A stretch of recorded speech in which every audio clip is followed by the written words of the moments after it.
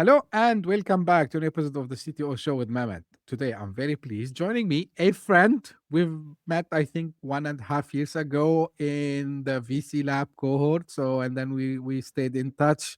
I have with me today James Oliver. He is the Kabila founder, mental health fund founder. Today, it's kind of a topic I discussed long time ago, and I thought that James have just published a book, and when I saw that, we just exchanged some notes, and I thought that it would be a good idea to have James today with me on the show.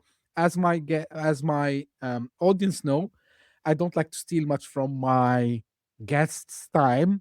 I keep the intros for them. So James, again, welcome to the CTO show.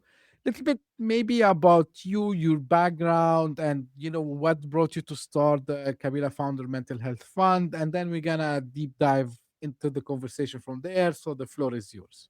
Excellent. I'm delighted to be here. Thank you so much for having me. Good to see you, and thank you everyone out there listening. So I am, I'm a husband to an amazing wife, co-founder of the world's cutest twins. I am the founder of the Kabila Founder Mental Health Fund, which is a nonprofit that pays for mental therapy for U.S.-based founders who want it but can't afford it for whatever reason. I'm, as you mentioned, I'm a newly published author. This is actually my second book, but my newly published author of a book called Burn Bright, Not Out, Shattering the Silence Around Mental Health in Tech Startups. And the book's amazing. It's not just because of the remarkable stories from really great investors and founders, but because 90% of the book's net profits actually go back to the nonprofit to help solve the problem, which is that I think it was according to Startup Snapshot. It's a generally accepted stat around, founder mental wellness. It's like 72% of founders are struggling in some capacity with their mental health or wellness. So because we actually take the money from the book to go back to the nonprofit to solve the problem, I like to argue that it's the most important book about founder mental health written to date because it actually goes back and it helps solve the problem. Fantastic. Um, James, I like to always, go to find the root cause of anything that usually majority of the cases I have founders with me, like they are building something, they're solving a problem. But for you, I'm gonna ask, we know the mental health, and it's not only for founders, like the world is changing at a very fast pace, like Yeah. a lot of stress, especially these times we're passing through now. But if you want to go and focus on entrepreneurs, tech founders, you know many reasons could lead to the need for having this mental health support. Yeah. From your experience dealing with a lot of founders, how all this starts, like what are like the main causes is that founders Hmm. face, so they find themselves into this position, I would say. Well, so before I answer that, because I think what I'm about to say might help answer that, at least in terms of me. At the top, Sure. you said you wanted to know why I'm doing this. Do you want me to go back and tell that story? Because I think that would Both. be a segue into the answer to that question and be connected to that question. So, look, I'm a multi-time founder. Um, I I got to go all the way back to like 2011 when I cleaned out the last of my savings. I think it was like $35,000.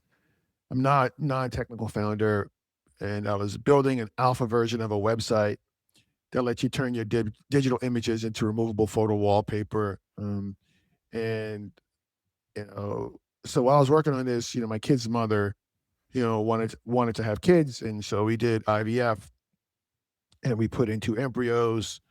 I was grinding on this thing. I was running out of money, and in 2012, we put in 2 embryos, and we found out, there was going to be 2 babies, and we're like, wow, yay! And I'm like, holy crap! Like here I am, like out of money, grinding on a startup, trying to make something out of nothing. I'm living all the way in Northeast Wisconsin, in Neenah, Wisconsin, which is right next to Appleton, Wisconsin. It's about 30 miles south of Green Bay, and I'm 1,000 miles from friends and family because I'm from Brooklyn, New York.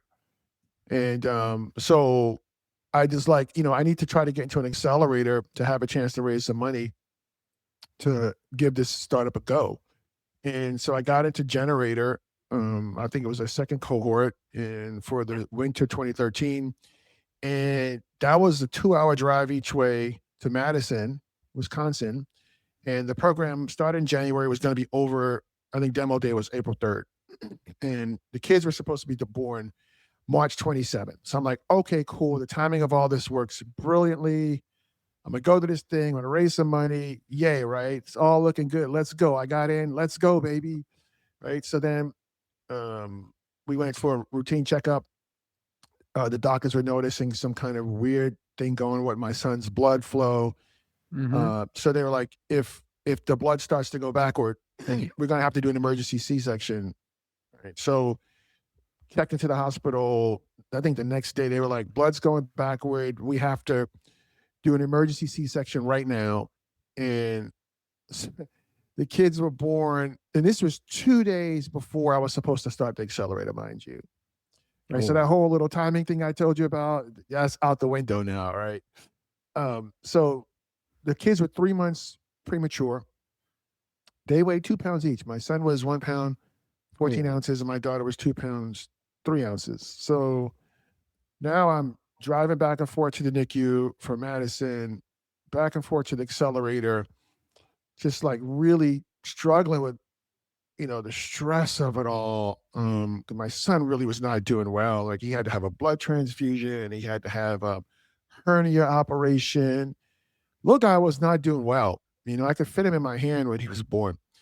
And so I used to wake up every morning at like 2, 3 in the morning. I couldn't sleep. Like my face was horribly breaking out. I was stressed out, man. And I was crying every day. Like Mehmet, if you would have come up to me and say, "Hey, good morning, James," I just sort of started crying. I just was crying every day. So, I managed to get through the accelerator, and we got to demo day. And right before I was going on stage, I remember one of the angel groups I pitched. I got a call. He said, "Hey, this is so and so from so and so angel group. We're going to fill your whole round." Back then, I was only raising like $250,000. "We're going to fill your whole round." I'm like, "What do you mean?" He said, "We're going to give you $250,000." And I just like dropped to my knees and I just cried and I just thank God, because after everything I went through to get to that point. And so my daughter came home from the NICU after 6 weeks. My son came home after 10 weeks. Still like tethered to oxygen and this beeping machine. It was like beeping all night long, which I still think to this day is why I have PTSD, why I don't like being woken up in the middle of the night. Always apologizing to my wife now because when she wakes me up with snoring or whatever, I get really angry to be woken up in the middle of the night. I think it's from that. So, raised a little bit of money and, honestly raised just enough to fail, but the product was brilliant, right? We got it on a Today Show on my own without a publicist. I got it on the Today Show 3 times. Good Morning America, Money Magazine came out to the house, did a wonderful article, phenomenal video, DIY Network, and Martha Stewart's blog, on and on and on. Just tons of PR. And, just a pro tip for any founders out there chasing PR, thinking that's going to help them. Like, it's not. Like, PR is not going to solve your cash flow problems if you have a customer acquisition problem. So I think it's better to spend your time getting your customers to tell 10 of their friends about your business versus chasing PR. But anyway, so we ran out of money, had to come back home. So like I got young twins. I'm working from home, taking care of the twins, man, just nuts, right? So ultimately, the startup was failing for a while, and I just was, because I'm in the 99 percentile of persistent and resilient people on the planet. I just kept going, but today I like to say that just because I'm resilient AF doesn't mean I always want to have to be, because it's extremely exhausting. Mm-hmm. So anyway, the startup was failing. My mental health was failing. Ultimately, the startup failed. The children's mother filed for divorce. So you add that stress of all that on top of what I just told you. And, I simply wasn't doing that great, and, and back then I didn't have, not just that I didn't have access to mental health resources, because I probably could have found a good therapist, but I didn't even know that that was something to do. You know what I mean? And in what I know today in the startup circles, like there's a stigma around mental health. Mm-hmm. Founders feel like it's a sign of weakness to say, hey, I'm not doing so great today. They feel like investors will look at them and be like, oh, well, you're not really investable because you're not well or something like that. And I know at the top I said 72% of founders are having some mental health issues potentially, but I talk to a lot of founders, and 100% of the founders I talk to are like kind of going through it right now because of what you alluded to, my man, at the top. Like things are crazy right now. It's just hard being a founder anyway. Like you're just hearing no all day long. It's just so much of that any one human can take, right? It's a lot, Right. right? So um, I I went through Techstars back in 2022, I think fall, and when when I was going through Techstars, we were like, okay, we need to raise a fund to go along with what I was building, and so that's how I ended up in VC Lab, and that's how we met, right? Yes. And um, I remember when I was going through VC Lab, you remember that slide that when they had us put together the deck, the founder value add slide. Remember that slide in the deck? Yes. Yeah. I don't know about you, but for me, that slide always felt like kind of a bit of a throwaway slide. I'm like, because all VCs say that I'm going to add value. I'm going to introduce you to other investors in my network. And I have relationships with other investors, and I'm going to do this and do that. But okay, right. But the one thing I did put in that slide was that I was going to provide access to mental wellness resources for founders because of some of my past work that I had in a nonprofit, helping some founders who are parents and entrepreneurs. I used to provide free mental therapy, and um, and these were Black parents who are entrepreneurs. And in the Black community, historically, they don't really go to the therapist. But in this community, anytime I dropped a type form, and I'm like, hey, we got 5 slots this week for some free mental therapy, virtual mental therapy, that thing would fill up really fast.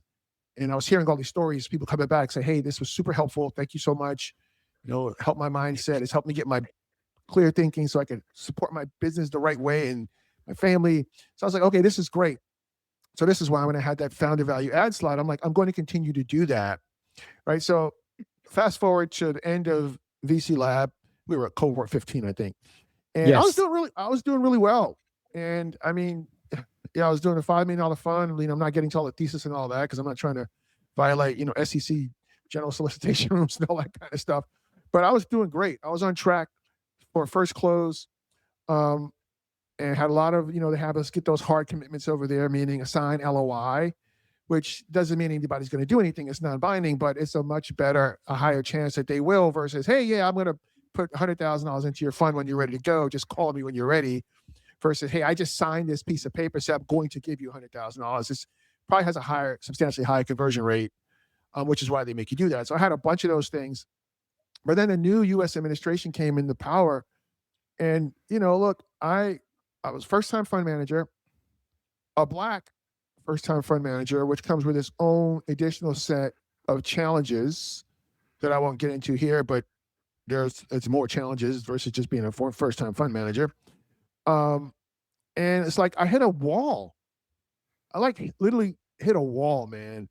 And then I started feeling like my brains were scrambling. And because I told you I had some mental health, struggles before, in retrospect, at the time, I didn't know I was like functionally depressed, but in retrospect, I know that I was. And so it's like, in my book that we talked about a little bit. So Brad Feld is a co-founder of Techstars. Brad's a legendary investor. He's a partner at Foundry out of Boulder, Colorado. And, Brad's a good friend. And, Brad is the one who, gave me $25,000 from his Anchor Point Foundation to start the Kabila Founded Mental Health Fund. He also wrote a chapter in my book. And, he's a pioneer. He's one of the first people at that level back in 2013, 2014, who was talking about his mental health challenges with OCD and depression. And in his chapter in the book, which is remarkable, he talks about, he describes, these mental health challenges as demons. He's like, yeah, like I know that demon when it shows up again, right? So for me, I'm like, my brains are being scrambled. Like, I know that demon. And so Nisha Devadas, who is actually in Dubai now, wrote a chapter in the book, and she talked about, and I'm paraphrasing here, that everybody wants to be successful, but how do you show up when you get to success? Right. And she posits that, you want to be whole and healthy and just well. And because that's important to me too, because, the two most important things for me, or two of the most important things for me, are to be a good husband and to be a good dad to my twins. And I can't do that if I'm not well mentally. So I put a pin in raising Kabila Ventures, and I said, you know what? I'm going to go start this nonprofit. Mm-hmm. So that's how I ended up getting to the Kabila Founder Mental Health Fund, because of my own personal experience with my mental health challenges. I know the pain and challenges of all that, and I don't want other founders to have to go through that. So once I got that done, then I was talking with a guy named Django, who had this startup called Focus on Words, which is an AI platform to write books. And it's great. So I thought my next book was going to be about how to help overlooked founders increase their social capital, because I see a lot of them making a lot of mistakes when they're trying to raise money, land big customers, etc. But at the end of my call with Django, it was an intro call, because he just helped. I don't know if you know Daryl Frater out in Tulsa. Do you know Daryl Frater out in Tulsa? No. He's a really interesting guy. But Daryl just published a book called Micro Obedience, Macro Impact. It's about like faith-based entrepreneurship type stuff. So it's really I need interesting. to check it. Yeah.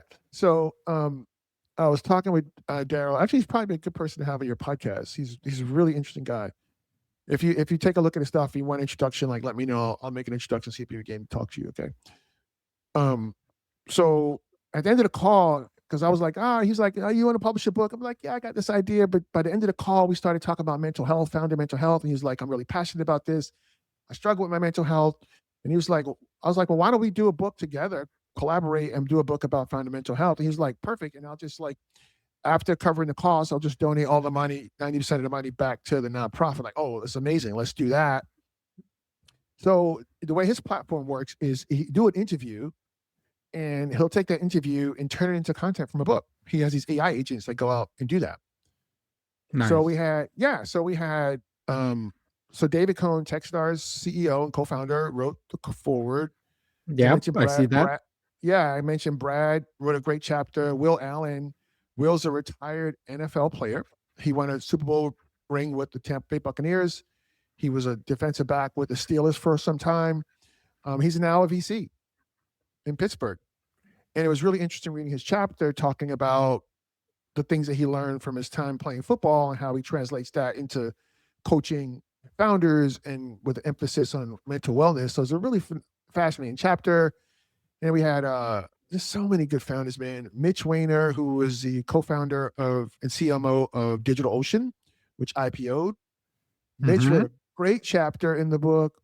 Shayla Hauser wrote a chapter about how his startup was supposed to IPO on the NASDAQ, and it was ready to go. And then the whole thing, when the market crashed, the whole thing fell apart. He ended up they sold the business for like $800 million, and he walked away with almost nothing. And then he became addicted to, alcohol, and it's remarkable. And then we got another guy, Nick Marriage. He had a startup that he sold to Linktree.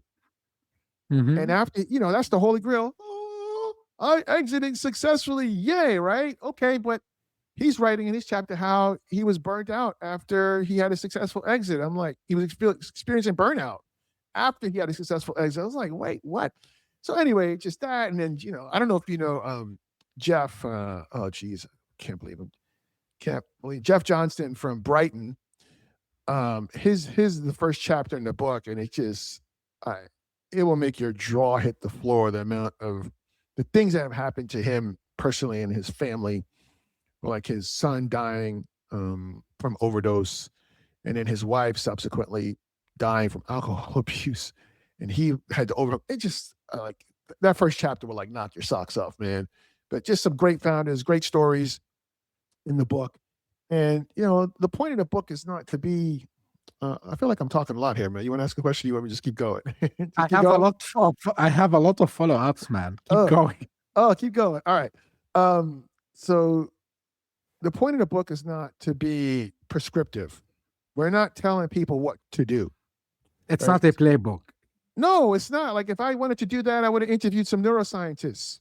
What's the science behind keeping your mind right? Getting your thoughts right and manifesting things you want. I would have been focused on that. Like, I mean, I suppose that would be interesting in its own right, but it's not interesting in the way this book is interesting because, the founders and investors won't be able to see themselves. And do you know Mike Ma? You probably know Mike Ma. Yeah, of course. Yeah. Yeah, Mike Ma. So Mike wrote a phenomenal chapter in the book, bro. Like, so good. So good. Mike's an investor over at Sidecut Ventures. Mike has a great podcast, Alone Together. Have you ever listened to this podcast? I didn't check it. You should, man. You would see yourself in that podcast. It's so good. He talks to solo GPs. Wow. Good. Yeah, that's you, right? Ish. Ish. Yeah. Ish. All right. Well, you would resonate. That podcast would resonate with you very deeply.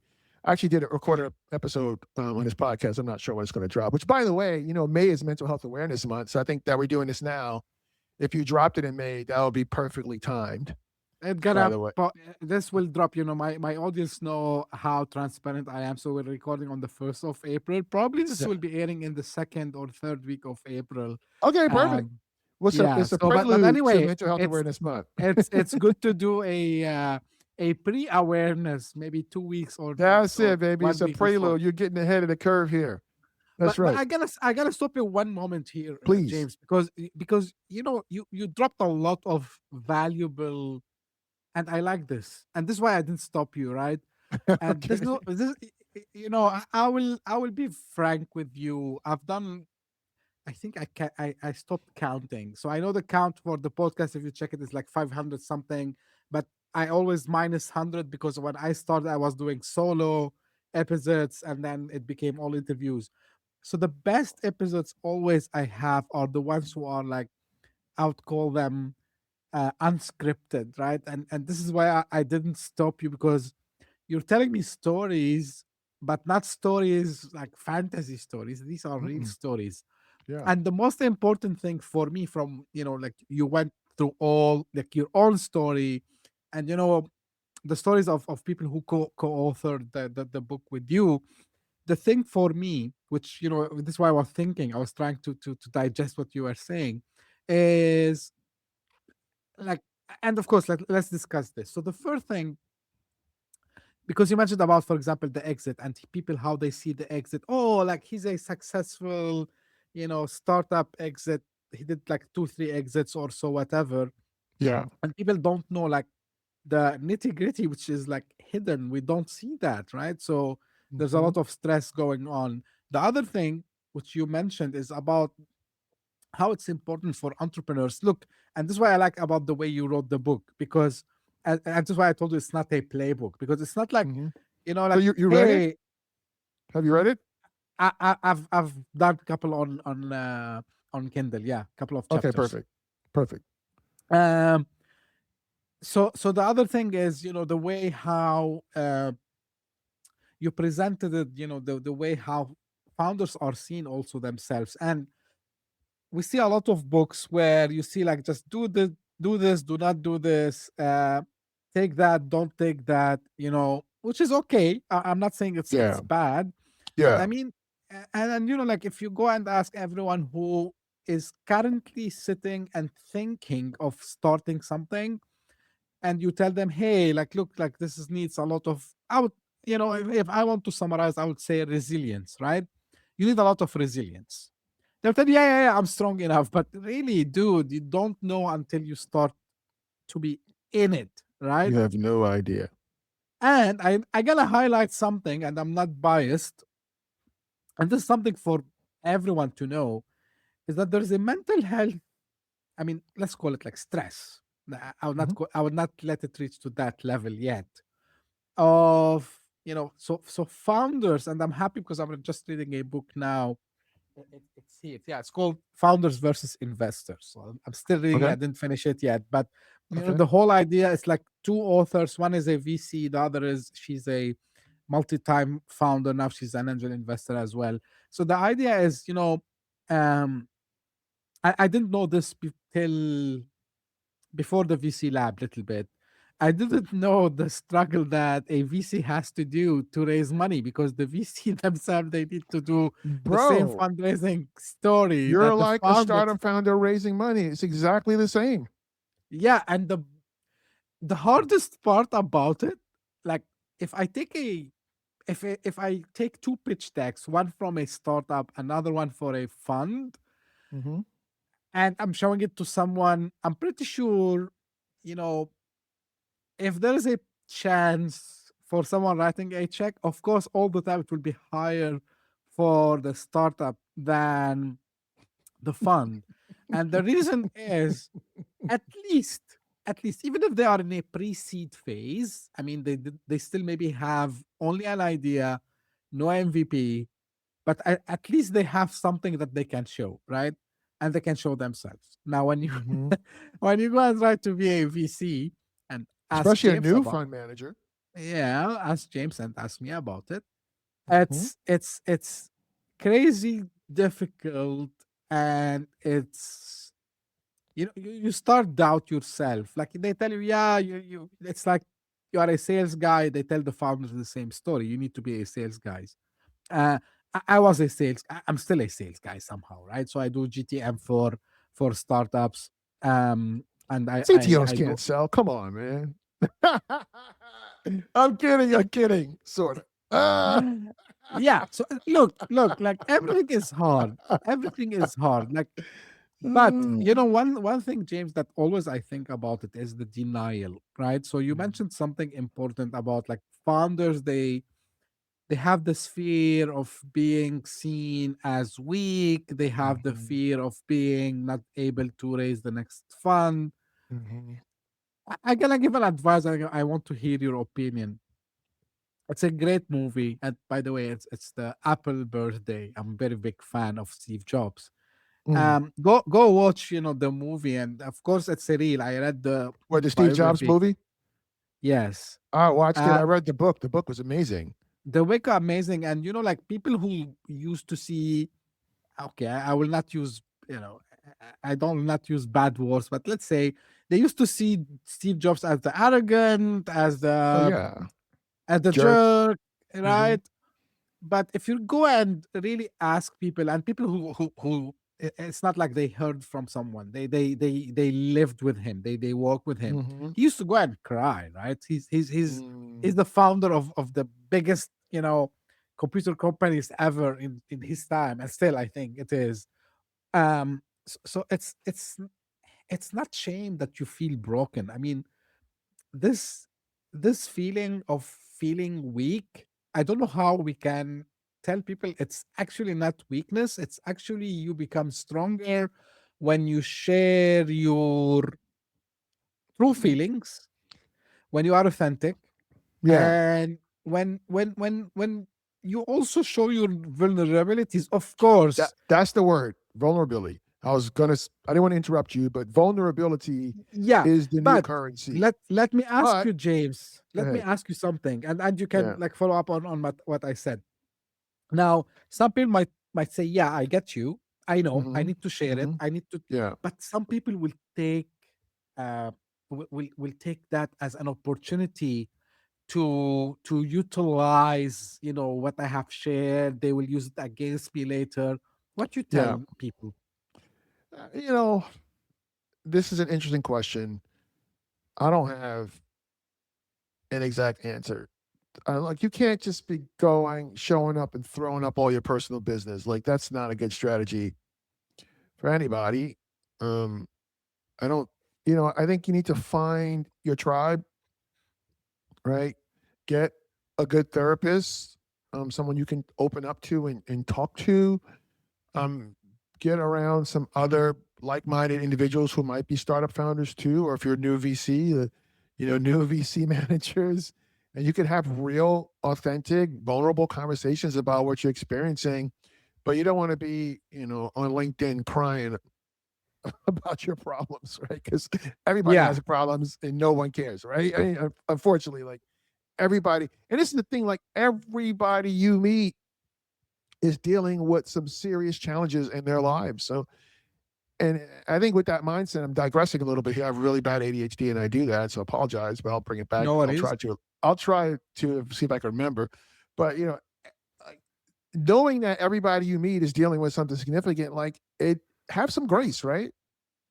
Have grace for other people. Like give them the benefit of the doubt. Don't be so hard, so judgmental. Don't be an asshole, as you're starting to say before. Um, but I can't really answer that question. That's my answer to that question. I don't.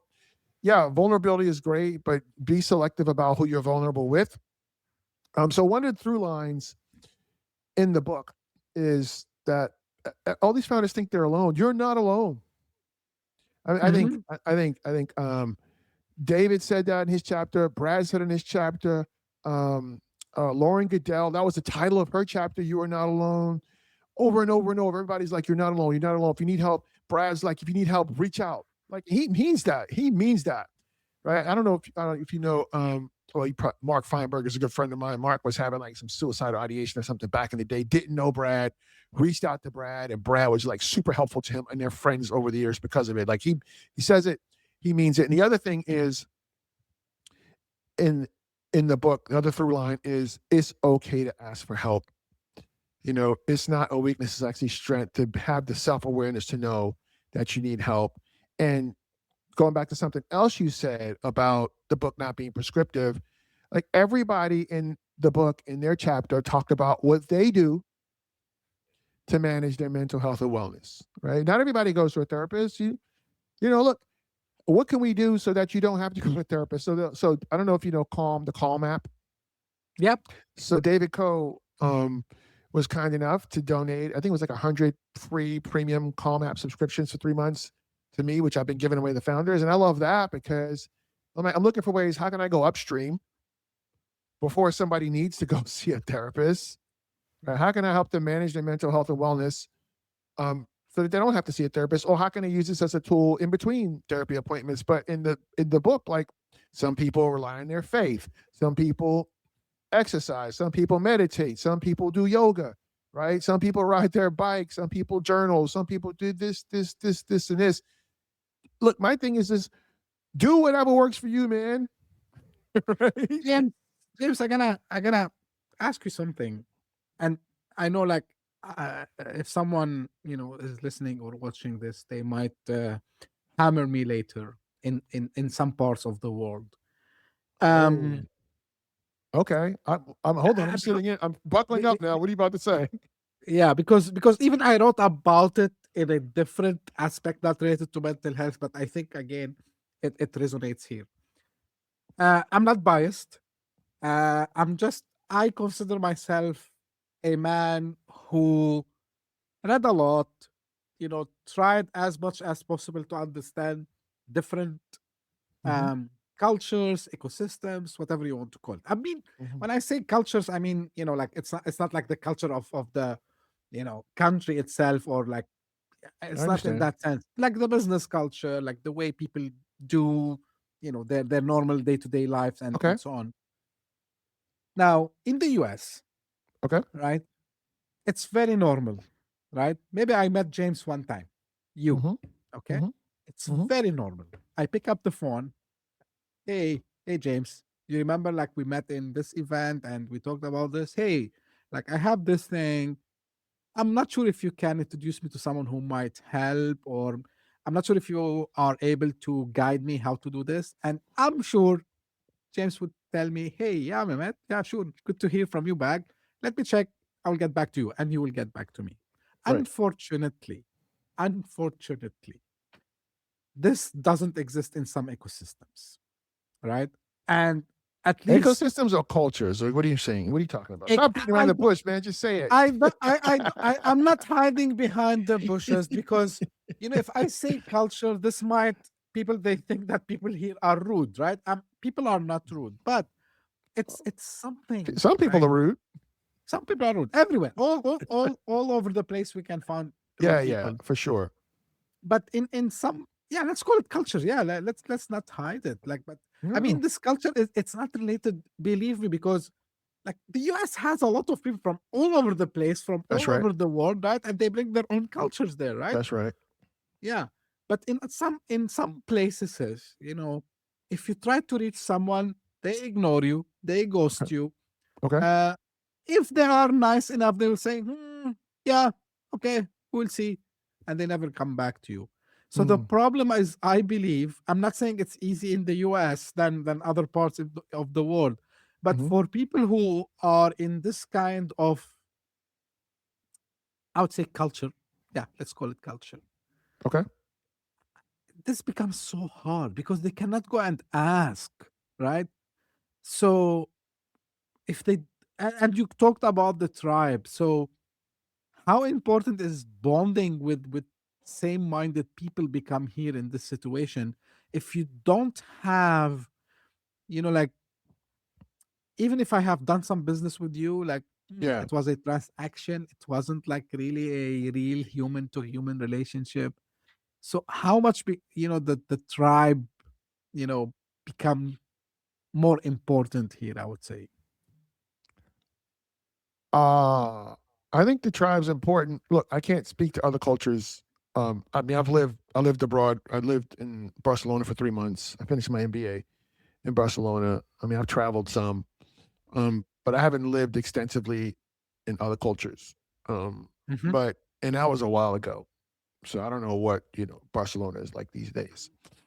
Um, but I suspect that just purely from a human nature standpoint, it's just me speculating here, that connecting with like-minded people is going to be important, probably no matter where you live. Do you agree with that or no? um it depends, I would say. How so? Please tell me how. you know People act as they see, you know when you are new to a place, you see what Hmm. people do there, and you try to do the same thing as them. Hmm. And if something you find that people are not doing, you tend to become same as them. You don't do what they do.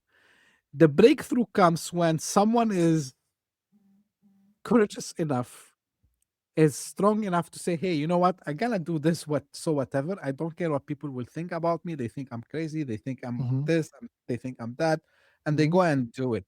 Because I don't want to be harsh in the words, but people act you know like that to be part of the herd, right? This is, Well, yeah, that's most people. But okay, so I feel like you're tiptoeing around this a little bit, and that's fine. But at the top of your comments, you I'm said, trying to be so nice. no, you are, but like I don't really understand what you're talking about. So I would be great if you could just say what you're thinking because I don't really understand like the context clues that you're trying to leave. And you also said that some people will really get upset by what you're saying, but so far for me, and this may be just cultural, yeah, I haven't heard you say anything that's offensive. So, like, Oh yeah. which part of what you're saying or what you haven't said do you think would be so offensive to people, so egregious that they would be up in arms by what you're saying? Like, Yeah, which I part is don't that? want to. Of course, I don't want to generalize, James. But I Yeah. mean, I will talk about the MENA region where I'm based now, right? So Where? What region? in MENA region, I'm in Dubai. I'm based in Dubai, as you know. Okay. Uh, Okay. right. So we You we should look up see Nisha these. Devadas. She's in Dubai. So we see these networking events. We see all these things. And then, but once you try to reach after a networking event, or like, let's say you met someone and you try Yeah. to follow up later, Yeah. and you try to establish this, of course, like, it's not as transaction. Hey, dude, how can I help you? How can I add something to you? Right. So this is how Hmm. you start to build the trust. But it's like, it's my own experience which I Hmm. faced, and this is why I stopped going to these kinds of gatherings, at least for the past 1 year or so, because Hmm. for 2 years, 2023, 2024, part of 2025, I got this excitement. Yeah, you talk a lot of things there. Yeah, right. And it's not related like either fundraising or anything else. Like, it's just, seeking business help, right? Simple, Hmm. right? Hmm. Um, so, and when you go out of these gatherings, and even if you try to meet this guy, Mhm. outside the next time, you see a Mhm. different face over there. So it's like Mhm. you have masks on people. Again, I'm not generalizing here. I'm not I think that's accusing true anyone. here too in the US. I don't that I makes don't sense to know. me. I think it's I true. don't know. I think Yeah, it's true. like still from my podcast experience, um, if I reach out to any of my podcast guests Yeah. now, especially the ones who are in the US, and I ask Yeah. them a favor, believe it or not, there's no one time I didn't get an answer. Even if they told me, hey, Mehmet, like, Yeah. great what you are trying to do, or let's say, Yeah. wow, I'm excited about what you're doing, but hey, dude, like, I can't help. This is for me is good, right? Yeah, Rather absolutely, it's than, good. A quick no is rather, always good, right? exactly, rather than reaching to someone and never coming back to me, right? Like, Yeah. hey, like, you Or you're really, chasing them forever for a no. It's like, yeah, but anyway, just say no. Yeah. and what I'm trying to relate this is also affect founders, um I would say, believe, and this, and when they see like they have a lot of rejections, this affect also their mental health. This is what I'm trying to get it back, Yeah. It and does. related It to, can. I'm trying also to relate it to, again, that it's not only for founders, it's also for fund managers or Mhm. emerging fund managers. They're gonna Yes. hit the same wall also as well. So the whole thing, the whole idea I'm trying to say, James, like, it's a blessing to have, this tribe. It's a blessing to establish, these relationships even at the beginning. You don't just go out and try to get something out of it. You build for the long term, and Yeah. really you try to establish a true friendship. So I'm kind Mhm. of sharing my own experience because I struggled a lot, especially 2024 was a little bit tough, Mhm. because I was getting out of this reality. A guy who was like in just the corporate world, you have this, everything set up, everything is, and then you try to go out by yourself and figure out how things gonna work. Yeah. And then at the beginning, people comes to you and say, "Hey, like, yeah, like, let's do things," and then you figure out that that's, I'm not generalized again, but 90% of that was Yeah, it's fluff, mirage. right? It's not real. Yeah, no, for Yeah, sure. Yeah, yeah. that's normal. But this affect the mental health, right? This is Well, what yeah, I'm of course trying it to does. say. But that's why you have to have a lot of productive activity. You have a lot of plate spinning, but a lot of balls in the air because some of those balls will never come down. But you have to have enough balls in the air so that those other balls don't come down. You simply don't care because some of them will come down, and you get to keep moving forward. So you have to have a lot of productive activity, I think, so that you're not counting on any one thing to happen for you. Because if it doesn't Right. happen, you're like, I don't care. I got this other stuff going on over here. I don't care. James, I'm gonna ask you something very quick also. Now, with the age of AI and this competition becoming fierce, and sometimes we are waking up in the mornings seeing like one of the new features of this AI company Yeah. gonna kill this startup. Yeah.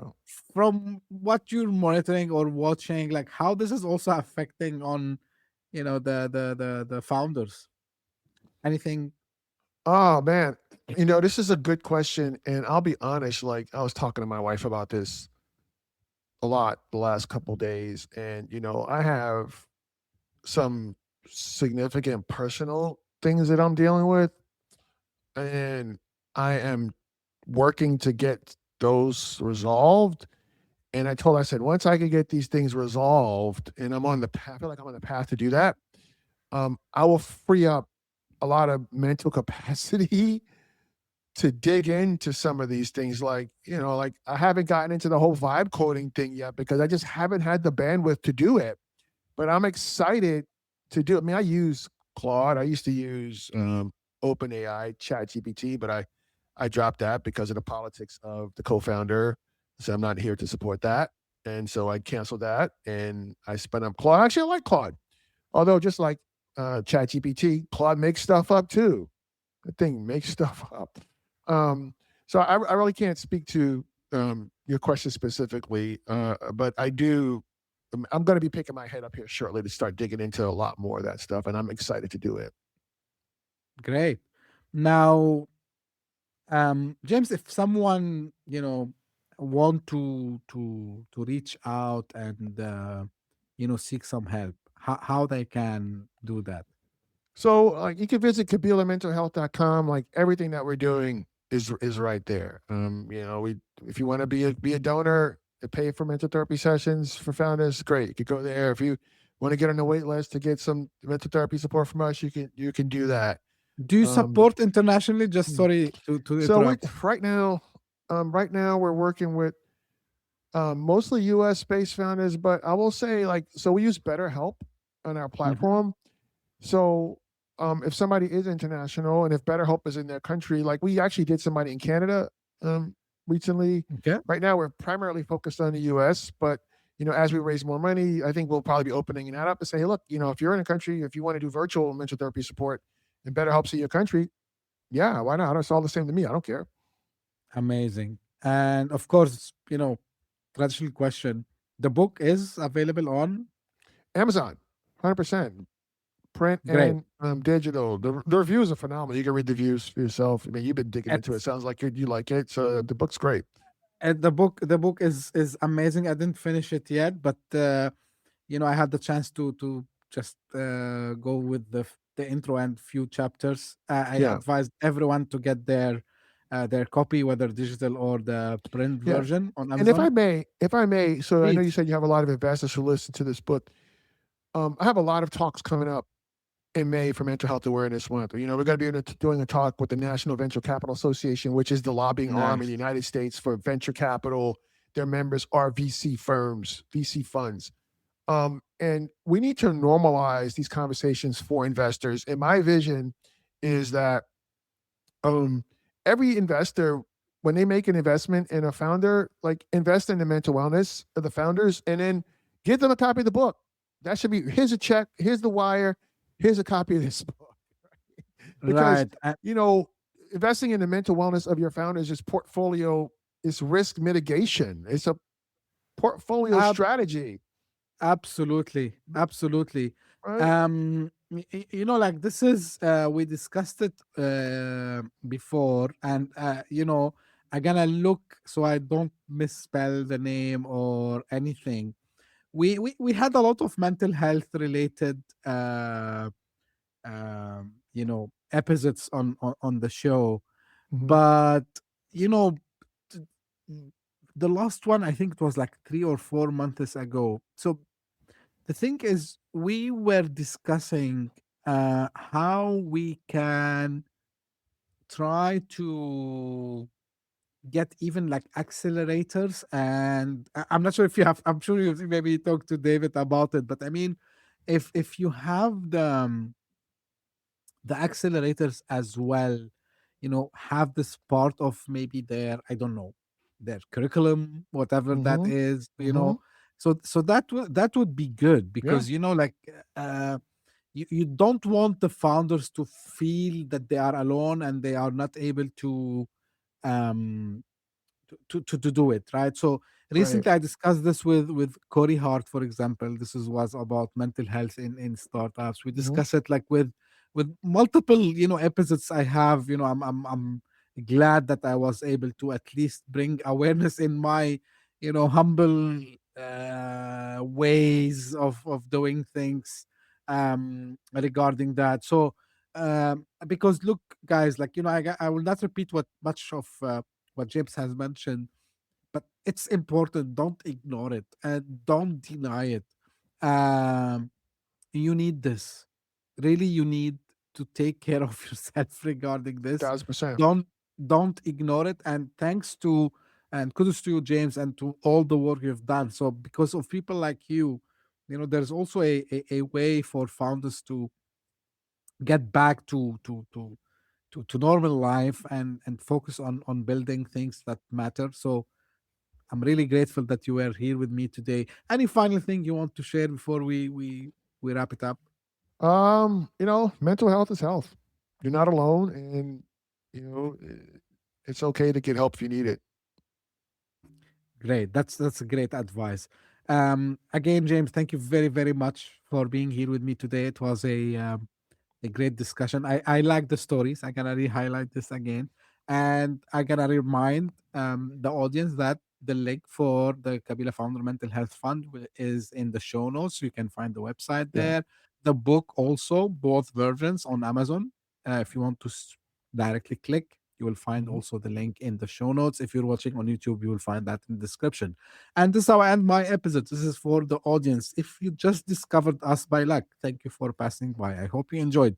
Give me a small favor. And this is not for the saying of becoming viral or anything.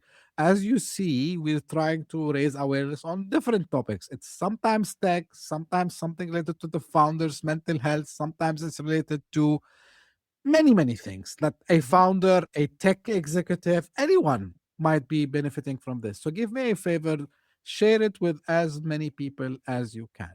And if you are one of the people who keep coming again and again to listen and seek like what's new on the CTO show, thank you very much. Because of you, since last year, and this is what keeps the show alive, and it's a non-profit show, everyone knows by now. um when I see that the podcast is ranking in the top 200 Apple Podcast chart in any country, and we keep changing the countries, this makes me continue the mission because I see there is a hope that we are reaching like new countries, new people, new cultures, and this is what make me happy, and I'm also make me grateful for people who spend the time to listen or watch the podcast. And as I say always, stay tuned for a new episode very soon. Thank you. Bye bye.